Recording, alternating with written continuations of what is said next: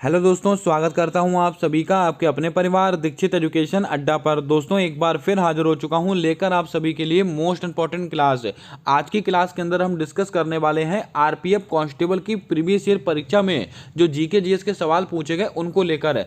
अगर आप RPF constable या एसआई और उसके साथ एसएससी का कोई सा एग्जाम देने वाले हैं तो आज की क्लास आपकी परीक्षा के लिए मोस्ट इंपॉर्टेंट साबित होगी। आइए शुरू करते हैं आज की क्लास। देखते हैं अपने सारे महत्वपूर्ण सवाल। हमारा पहला सवाल पूछा गया है कि मौलिक अधिकार की विशेषता कहां से ली गई है। बहुत बार परीक्षा में सवाल पूछा गया है, तो आपको याद रखना है जो मौलिक अधिकार की विशेषता है वो ली गई है संयुक्त राज्य अमेरिका से। तो संयुक्त राज्य अमेरिका आपका बिल्कुल सही आंसर होगा। अगर क्वेश्चन आपसे पूछ लिया जाए कि प्रस्तावना कहां से ली गई है, प्रस्तावना ये दोस्तों कहां से ली गई है, तो आपको याद रखना ये भी दोस्तों आपका संयुक्त राज्य अमेरिका से ली गई है। अगर क्वेश्चन आपसे पूछा जाए मौलिक कर्तव्य कहां से लिए गए हैं, कौन सा मौलिक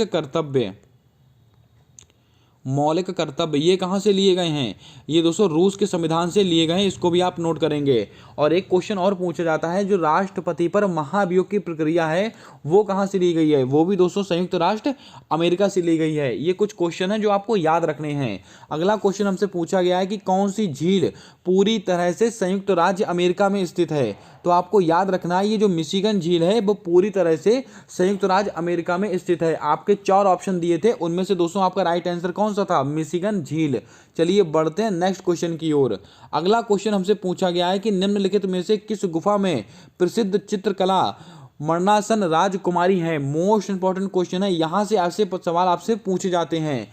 तो आपका राइट आंसर क्या होगा, अजंता की गुफाएं आपका बिल्कुल सही आंसर होगा। नेक्स्ट क्वेश्चन पूछा गया है कि खेत में उगने वाले अवांछित पौधे क्या कहलाते हैं। दोस्तों खेत में जो खरपतवार उग जाती है उसको हम दोस्तों क्या कहते हैं, वो खरपतवार कहते हैं। तो आपका राइट आंसर क्या होगा, खरपतवार आपका बिल्कुल राइट आंसर हो जाएगा। चलिए बढ़ते हैं नेक्स्ट क्वेश्चन की ओर। अगला क्वेश्चन हमसे पूछा गया था कि कौन सा उपकरण प्रत्यावर्ती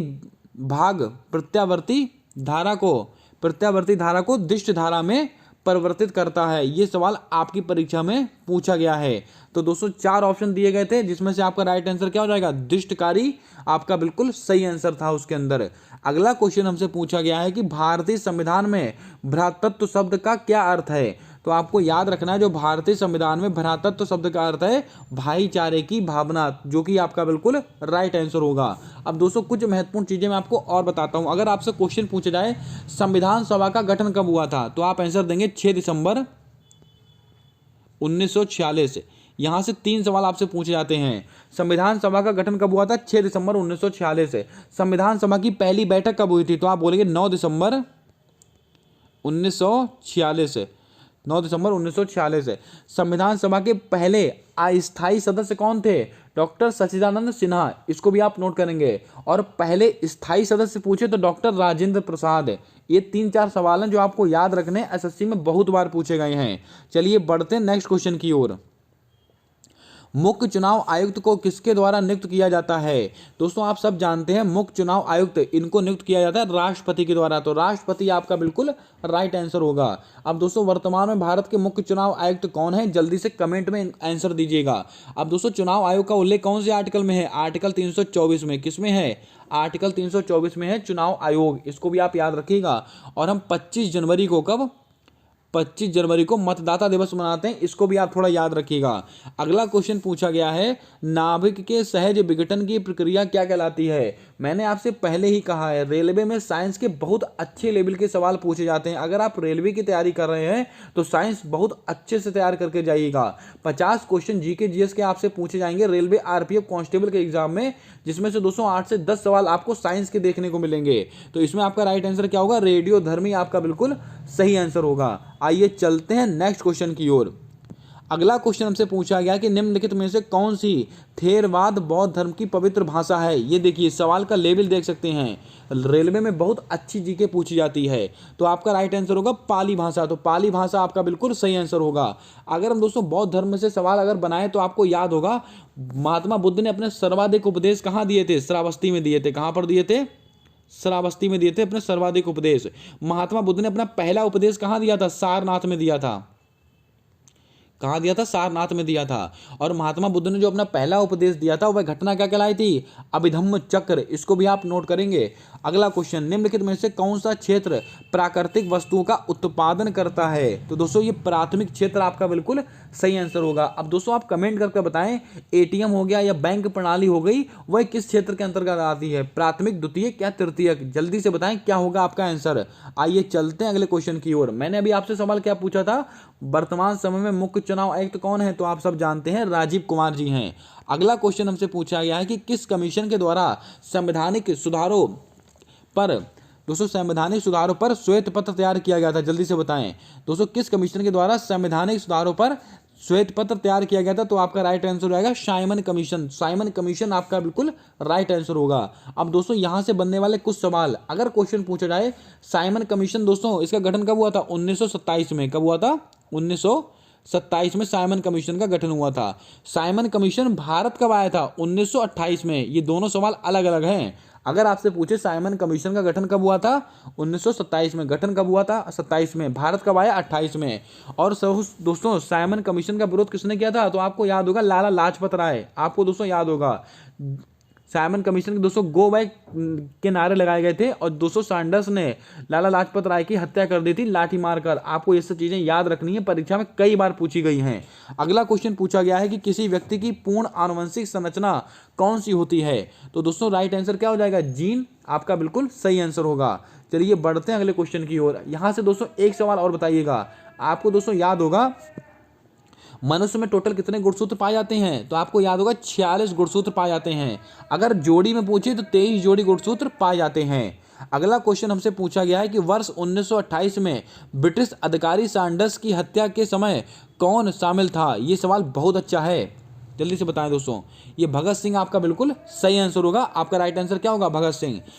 4 ऑप्शन दिए थे, उनमें से भगत सिंह आपका बिल्कुल सही आंसर था। अब दोस्तों कुछ क्वेश्चन आपको और बताता हूं यहां से। अगर क्वेश्चन पूछा जाए भगत सिंह, सुखदेव और राजगुरु, इनको दोस्तों फांसी कब हुई थी? तो आपको याद होगा 23 मार्च 1931 को इनको फांसी हुई थी। एक क्वेश्चन आपसे यहां से और पूछा जाता है कि सरदार भगत सिंह और बटुकेश्वर नाथ दत्त ने जो सेंट्रल असेंबली पर बम फेंका था वह कब फेंका था? तो आपको याद रखना है 8 अप्रैल 1929 को। कब? 8 अप्रैल 1929 को सरदार भगत सिंह और बटुकेश्वर नाथ दत्त ने सेंट्रल असेंबली पर बम फेंका था। और एसएससी में कई बार ये सवाल आपसे पूछा गया है। नेक्स्ट क्वेश्चन पूछा गया कि कौन सा खेल ग्रीष्मकालीन ओलंपिक में खेला जाता है? कुछ ऐसा सवाल आपसे पूछा गया था। 4 ऑप्शन आपके दिए गए थे, जिसमें से दोस्तों आपका राइट आंसर था सब डिवीजन।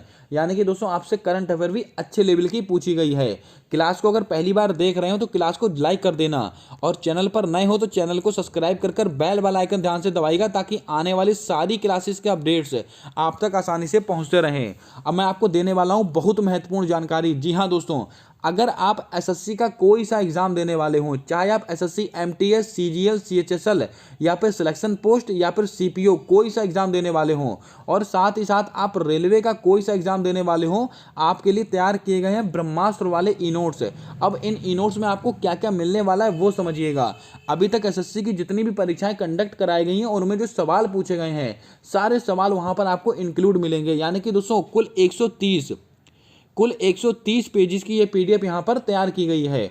और दोस्तों इसके अंदर आपको पूरा मैटर टॉपिक वाइज मिलने वाला है। आपको यहाँ पर history, polity, geography, economics, science, static GK और इससे संबंधित विविध प्रश्न ये आपको यहाँ पर प्रोवाइड किए जाएंगे। इसका दोस्तों आप प्रिंट आउट निकलवा कर अपनी पढ़ाई वाली डेस्क पर रखिएगा। 80 to 85% जीके आपको यहीं से देखने को मिलेगी। और इसका जो प्राइस रखा गया मात्र 50 रुपीज़, बहुत ही अफोर्डेबल प्राइस में आप लोगों के लिए ये प्रोवाइड की जाएगी। और दोस्तों आपको बता दें इसको आप परचेज कैसे करेंगे।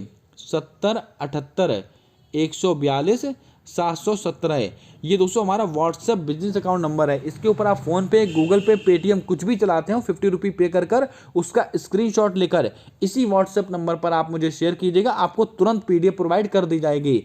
अगर आप दोस्तों डायरेक्ट पे नहीं करना चाहते हैं तो दोस्तों आप पहले इस नंबर पर आप अपना मन में आपके जो भी सवाल हैं आप मैसेज कर व्हाट्सएप पर पूछ सकते हैं अपना दोस्तों पूरी संतुष्टि के साथ, फिर आप इसको परचेस कीजिएगा। अगर जानकारी पसंद आई है तो दिल से लाइक कर दीजिएगा। चलिए बढ़ते हैं नेक्स्ट क्वेश्चन की ओर। आई होप दोस्तों आपको सवाल सही से दिख रहे होंगे। दोस्तों अगला क्वेश्चन पूछा गया कि किस खेल में भारत ने वर्ष 1928 से 1956 तक के ओलंपिक में स्वर्ण पदक जीता था। ये सवाल बहुत अच्छा है ये, और परीक्षा में पूछा गया है आपके आरपीएफ में। तो हॉकी आपका बिल्कुल सही आंसर होगा। अब दोस्तों आप कमेंट करके बताएं, ये दोस्तों ये एशियाई खेल हुए, इसमें दोस्तों भारत का कौन सा स्थान रहा है, इसका आंसर आपको देना है कमेंट कर। अगला क्वेश्चन पूछा गया कि तिब्बत में किस नदी को सिंगी खंबन शेर का मुहाना कहा जाता है। तो दोस्तों सिंधु नदी को कहा जाता है, तो सिंधु नदी आपका बिल्कुल राइट आंसर होगी। अगला क्वेश्चन, भारतीय संविधान में बजट को क्या कहा गया है। दोस्तों आपको बता दें, भारतीय संविधान में दोस्तों बजट शब्द का उल्लेख नहीं किया गया। बजट के स्थान पर क्या बोला गया है, वार्षिक वित्तीय विवरण। अब दोस्तों आपको याद होगा इसका उल्लेख कौन से आर्टिकल में है, आर्टिकल 112 में। किसमें, आर्टिकल 112 में है वार्षिक वित्तीय विवरण का उल्लेख। अब बढ़ते हैं नेक्स्ट क्वेश्चन की ओर। दल बदल विरोधी कानून से संबंधित संविधान में अनुसूची कौन सी है। दोस्तों आपको याद होगा दल बदल संबंधित 10वीं अनुसूची में है दल बदल, 9वीं अनुसूची में क्या है, 8वीं अनुसूची में क्या है, और आपका 11वीं अनुसूची में क्या है, और आपकी 12वीं अनुसूची में क्या है। ये 4 अनुसूचियां बहुत पूछी जाती हैं आपकी परीक्षा में, तो याद रखिएगा। ये दल बदल से संबंधित कौन सी अनुसूची है, 10वीं अनुसूची। दोस्तों 8वीं अनुसूची में क्या है, इसमें भाषाओं का उल्लेख किया गया है। किसवा, इसमें भाषाओं का उल्लेख किया गया 8वीं अनुसूची में, यानी कि संविधान की जो 22 भाषाएं हैं 8वीं अनुसूची में है। 9वीं अनुसूची दोस्तों क्या है, ये भूमि सुधार से संबंधित है। किससे संबंधित है, भूमि सुधार से। 11वीं अनुसूची दोस्तों ये पंचायती राज व्यवस्था से संबंधित है, पंचायत से संबंधित है। और कितने विषय हैं 11वीं अनुसूची में, कुल 29 विषय हैं। और 12वीं अनुसूची संबंधित है नगरीय निकाय से, जिसमें दोस्तों 18 विषय हैं। इसको भी आप नोट करके रखिएगा। चारों सवाल महत्वपूर्ण है, परीक्षा में बन सकते हैं सवाल। चलिए बढ़ते हैं नेक्स्ट क्वेश्चन की ओर। किस आंदोलन में महात्मा गांधी जी ने करो या मरो का आह्वान किया था। तो दोस्तों आपको याद होगा भारत छोड़ो आंदोलन 1942 में हुआ था। कब, 1942 में हुआ था भारत छोड़ो आंदोलन। और इसी आंदोलन के दौरान महात्मा गांधी जी ने करो या मरो का नारा दिया था। नेक्स्ट क्वेश्चन, किसी समुद्री क्षेत्र में प्रमाल भित्ति नहीं पाई जाती, यानी कि किस समुद्री क्षेत्र में, किस समुद्री क्षेत्र में प्रमाल नहीं पाया जाता है। तो जो सुंदरवन है इसमें प्रमाल भित्ति नहीं पाई जाती है। तो आपका राइट आंसर क्या होगा, सुंदरवन आपका बिल्कुल सही आंसर हो जाएगा। नेक्स्ट क्वेश्चन पूछा गया था गरबा लोक नृत्य का संबंध किस राज्य से है। तो आपका राइट आंसर था गुजरात। तो गुजरात आपका बिल्कुल सही आंसर होगा। अब दोस्तों आप बताइएगा गणगौर कहाँ का है। गणगौर बहुत पूछा गया है, गणगौर कहाँ का है। कालबेलिया कहाँ का है, कालबेलिया कहाँ का है। राउत नाचा कहाँ का है, राउत नाचा। पंथी कहाँ का है, बांग्ला त्योहार कहाँ का है। ये सब बहुत महत्वपूर्ण है, इनको आप लिख लें। दोस्तों एक और है बहुत फेमस है, खारची। खारची फेस्टिवल कहाँ पर मनाते हैं, जल्दी से बताएं। दोस्तों ये गणगौर कहाँ का है, ये दोस्तों राजस्थान का है। कालबेलिया कहाँ का, ये भी राजस्थान का है। राउत नाचा और पंथी ये दोनों कहाँ के हैं, छत्तीसगढ़ के हैं। बांग्ला फेस्टिवल कहाँ पर मनाते हैं, जल्दी से बताएं। मेघालय मनाते हैं बांग्ला फेस्टिवल। खारची महोत्सव कहाँ पर मनाते हैं, त्रिपुरा में। ये सारे फेस्टिवल याद रखिएगा, परीक्षा में आपसे पूछे गए सवाल हैं। चलिए बढ़ते हैं नेक्स्ट क्वेश्चन की ओर। दोस्तों कौन सा तत्व खट्टे स्वाद का होता है और नीले लिटमस पेपर को लाल कर देता है, जल्दी से बताएं दोस्तों। तो अम्ल आपका बिल्कुल सही आंसर होगा। जो अम्ल होते हैं वो खट्टे होते हैं स्वाद में, और नीले लिटमस पेपर को लाल कर देते हैं। अब दोस्तों यहाँ पर पीएच पैमाने का कॉन्सेप्ट आपको समझाता हूँ, बहुत लल्लन टॉप कॉन्सेप्ट है, कभी नहीं भूलेंगे। आपने दोस्तों पीएच पैमाना पढ़ा होगा, 0 से 14 तक की वैल्यू इसके अंदर शो करते हैं, और बीच में क्या होता है, 7 होता है। अगर दोस्तों पीएच मान 7 है तो दोस्तों वैल्यू कैसी होगी, ये दोस्तों उदासीन होगा। क्या होगा, उदासीन।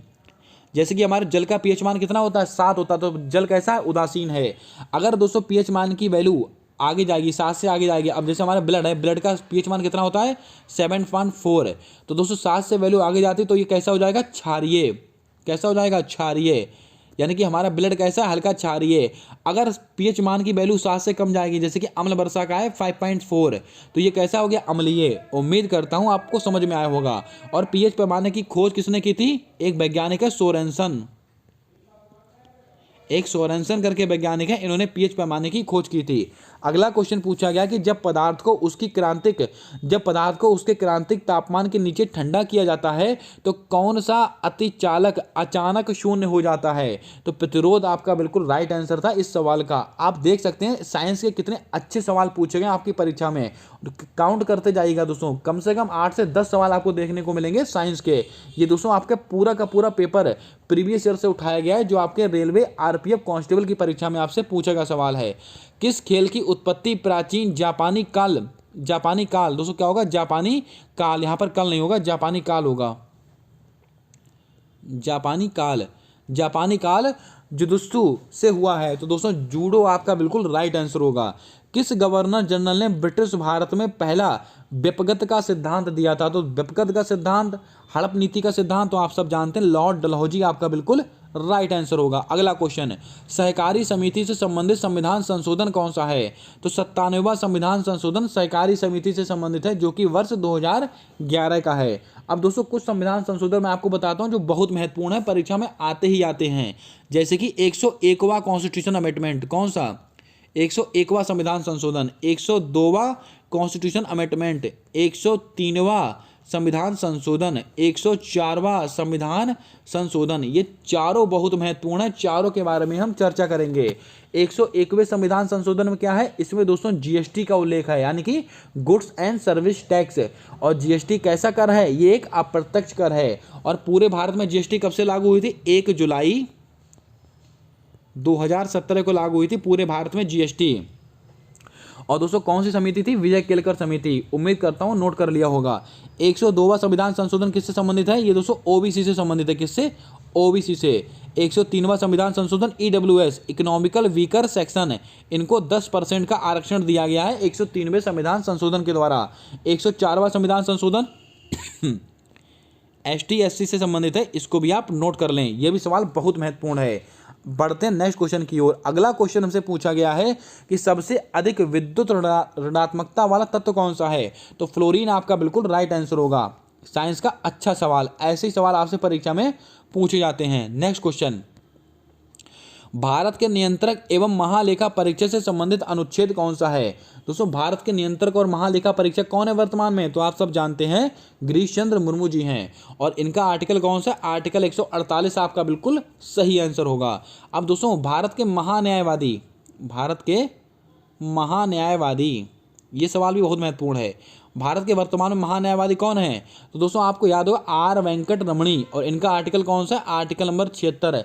इनकी नियुक्ति कौन करता है? राष्ट्रपति। और दोस्तों राष्ट्रपति के प्रसाद पर्यंत कार्य करते हैं, इनका कोई कार्यकाल नहीं होता, याद रखिएगा।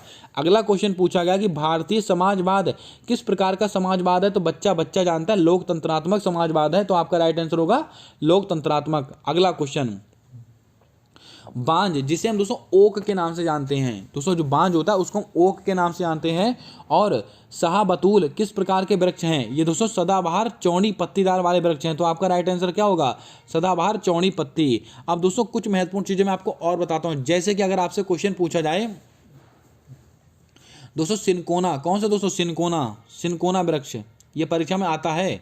सिनकोना वृक्ष, सिनकोना हो गया। और दोस्तों आपका कौन सा हो गया? ये रबड़ हो गया, रबड़। सिनकोना हो गया और ये रबड़ हो गया। ये किस प्रकार के दोस्तों वन में पाए जाते हैं? उष्णकटिबंधीय सदाबहार वन। कौन से दोस्तों? उष्णकटिबंधीय सदाबहार वन। इसको भी आप नोट करेंगे, परीक्षा में आए हुए क्वेश्चन है सारे के सारे। अब दोस्तों आप जल्दी से बताएं, ये दोस्तों महुआ कौन सा? महुआ, एक आपका महुआ आपसे पूछा जाता है। और दोस्तों एक महुआ, शीशम, साल, सागवान, ये सब वृक्ष दोस्तों कौन से किस प्रकार के वन में पाए जाते हैं? तो आप बोलेंगे उष्णकटिबंधीय आर्द्र पर्णपाती वन। क्या बोलेंगे? उष्णकटिबंधीय आर्द्र पर्णपाती वन में ये सारे वन पाए जाते हैं। उम्मीद करता हूं नोट किया होगा आपने। अगला क्वेश्चन पूछा गया था कि ओलंपिक में कुश्ती की कितनी शैलियां होती हैं? ये दोस्तों 2 शैलियां होती हैं। कितनी? 2। तो 2 आपका बिल्कुल राइट आंसर होगा। अगला क्वेश्चन, अहमदिया आंदोलन के संस्थापक कौन थे? जल्दी से बताएं। तो दोस्तों अहमदिया आंदोलन के संस्थापक थे मिर्जा गुलाब अहमद, जो कि आपका बिल्कुल राइट आंसर होगा। नेक्स्ट क्वेश्चन पूछा गया था कि पुर्तगाली भारत में सबसे पहले कहां पहुंचे थे? तो आप सब जानते हैं कालीकट पहुंचे थे। दोस्तों पुर्तगाली ऐसे थे, सबसे पहले आए थे, सबसे बाद में गए थे। अब दोस्तों आपको एक सवाल मैं आपको और बताता हूँ। दोस्तों अगर आपसे क्वेश्चन पूछा जाए गोवा के बारे में, गोवा को दोस्तों भारत ने पुर्तगालियों से कब आज़ाद कराया था? 1987 में। कब? गोवा को हमने अलग से राज्य का दर्जा दिया था 1987 में। याद रखिएगा, परीक्षा में आया हुआ क्वेश्चन नहीं है। 1987 में गोवा को हमने अलग से राज्य का दर्जा दिया था। कौन सा संविधान संशोधन था? 56वां कॉन्स्टिट्यूशन अमेंडमेंट। कौन सा? 56वां संविधान संशोधन है 1987। इसके द्वारा गोवा को हमने अलग से राज्य का दर्जा दिया था। आइए चलते हैं अगले क्वेश्चन की ओर। वायसराय कर्जन ने किस वर्ष बंगाल विभाजन की घोषणा की थी? तो आप सब जानते हैं बंगाल विभाजन कब का है, ये वर्ष 1905 का है। तो आपका राइट आंसर क्या होगा? 1905 आपका बिल्कुल सही आंसर होगा। नेक्स्ट क्वेश्चन पूछा गया कि ग्रीष्मकाल में शीतकाल में पशुओं का, दोस्तों यहाँ पर थोड़ा सा गैप है, यहाँ पर ग्रीष्मकाल में शीतकाल में पशुओं का ऊंचे चरागाहों और नीची घाटियों के मध्य मौसमी संचालन क्या कहलाता है? तो ट्रांस ह्यूमस आपका बिल्कुल राइट आंसर है, और ये सवाल आपका पूछा गया है परीक्षा के अंदर। अगला क्वेश्चन दोस्तों, निम्नलिखित में से कौन सा धूम्रकेतु प्रत्येक 76 वर्ष में एक बार पृथ्वी पर आता है? परीक्षा का सवाल। ये दोस्तों हैली धूम्रकेतु आपका बिल्कुल राइट आंसर होगा, इसको भी आप नोट करके रखिएगा। अगला क्वेश्चन पूछा गया है हमसे, किस झील को एकमात्र तैरती हुई झील कहते हैं? तो दोस्तों आप सब जानते हैं लोकटक झील आपका बिल्कुल राइट आंसर होगा। अब जल्दी से बताएं दोस्तों, भारत का एकमात्र तैरता हुआ राष्ट्रीय उद्यान कौन सा है? Kabul Lamjao national park. Comment कर आपको बताना है कि काबुल लामजाओ नेशनल पार्क किस राज्य में स्थित है। अगला क्वेश्चन पूछा गया कि निम्नलिखित में से कौन 7 वर्ष और उससे अधिक आयु वर्ग में साक्षर जनसंख्या के अनुपात को मापता है? तो दोस्तों आप सब जानते हैं साक्षर शब्द आया तो साक्षरता दर आपका बिल्कुल राइट आंसर होगा, इसको भी आप याद रखें। नेक्स्ट क्वेश्चन पूछा गया है कि रहस्यमयी बरमूडा त्रिभुज, जो दोस्तों बरमूडा ट्रायंगल है, निम्नलिखित में से किस महासागर में स्थित है? तो दोस्तों ये बरमूडा ट्रायंगल है, ये दोस्तों अटलांटिक महासागर में स्थित है, याद रखिएगा, कंफ्यूज मत होइएगा। एक दोस्तों मेरियाना गर्त है, कौन सी? मेरियाना गर्त बता रहे हैं विश्व की सबसे गहरी गर्त है। ये कौन से महासागर में स्थित है? प्रशांत महासागर में स्थित है, इसको भी आप नोट कर लीजिएगा, हो सकता है सवाल आपसे पूछ ले। अगला क्वेश्चन, नई संशोधित सार्वजनिक वितरण प्रणाली ये दोस्तों कब शुरू हुई थी? ये दोस्तों 1992 ईस्वी में शुरू हुई थी, तो आपका बिल्कुल राइट आंसर होगा। अगला क्वेश्चन पूछा गया हमसे, आईसीसी का पूर्ण विस्तार क्या है? इंटरनेशनल क्रिकेट काउंसिल, बच्चा जानता है, अंतर्राष्ट्रीय क्रिकेट परिषद। आइए चलते हैं अगले क्वेश्चन की ओर। देश के प्रति व्यक्ति आय का क्या अर्थ होता है? तो दोस्तों याद रखिएगा, जो देश की प्रति व्यक्ति आय होती है इसको बोलते हैं प्रति व्यक्ति प्रतिवर्ष राजस्व, जो कि आपका बिल्कुल राइट आंसर है। अगला क्वेश्चन हमसे पूछा गया था कि 1859 ईस्वी के विद्रोह में, जिसमें बंगाल के किसानों ने नील का उत्पादन करने से इनकार कर दिया था, इसे किस रूप में जाना जाता है? तो दोस्तों नील विद्रोह कहते हैं, बच्चा जानता है। अब दोस्तों आपको याद होगा चंपारण सत्याग्रह ये कब हुआ था? 1917 में हुआ था। यह भी नील की खेती के विरोध से संबंधित है। अगला क्वेश्चन, संविधान की प्रस्तावना में समाजवादी, पंथ निरपेक्ष और अखंडता के नए शब्द किस संविधान संशोधन के द्वारा जोड़े गए? ये एक ऐसा सवाल है जो दोस्तों कोई भी परीक्षा देने जाएं वहां पर आता ही आता है। तो 42वां संविधान संशोधन आपका बिल्कुल सही आंसर होगा। मैंने आपको बार बार ये कहानी सुनाई, एक बार फिर सुनाता हूँ।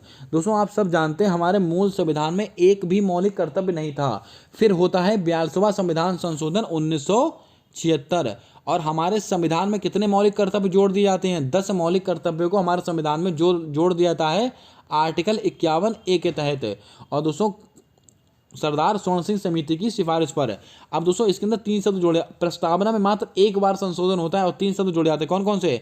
समाजवाद, पंथ निरपेक्ष और अखंडता। शिक्षा हो गया, वन हो गया, वन जीव हो गया, माप तौल हो गया। इन सबको समर्थित सूची में कब डाला गया? इसी संविधान संशोधन के द्वारा।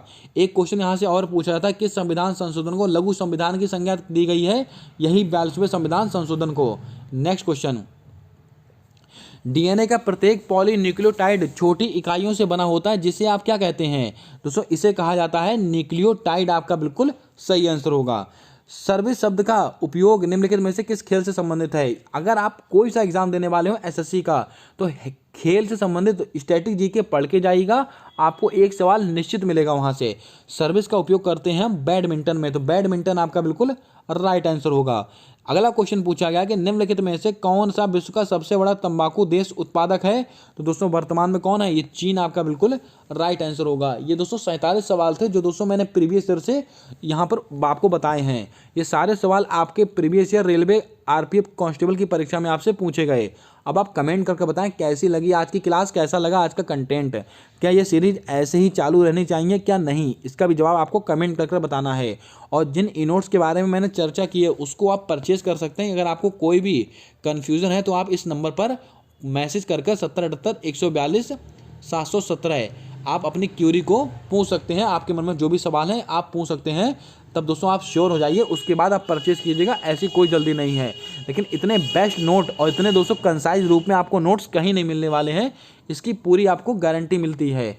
अगर क्लास पसंद आई है तो दिल से लाइक कर दीजिएगा। चैनल पर नए हो तो चैनल को सब्सक्राइब कर बेल वाला आइकन ध्यान से दबा लीजिएगा, ताकि आने वाली सारी क्लासेस के अपडेट्स आप तक आसानी से पहुंचते रहें। मिलते हैं नेक्स्ट क्लास में, तब तक के लिए जय हिंद, जय भारत दोस्तों।